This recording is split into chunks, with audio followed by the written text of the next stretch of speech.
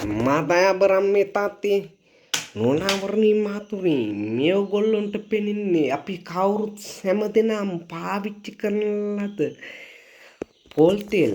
ඉතින් මම මේ පොල් තෙල් වලට උපහාරයක් දෙන්න කියලා අපහාසයක් නොවන විදිහට මා විසින්ම නිර්මාණය කරන කවියක් ඔබට කියන්න යන්නේ.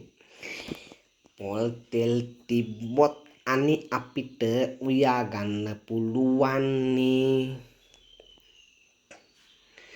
බඩු ගහන කෙල්ලන්ටත් කොල්ලන්ටත් හොඳයිනේ. පුගේ තව්වට බස්ස ගන්න අමාරු උනොතින් යුණ්ඩගේ පොඩ්ඩක් මේකෙන් ගාලා දාලා කියන්නකෝ. තදට තිබ්බ හිලට අනේ පහසුවෙන්ම බහියනේ. බොරුනං අනේ අත්හදාන්නකෝ මගේ පුතේ. මට ලැජ්ජයි මම යනවා. බයි බයි බයි බයි බයි බයි බයි බයි.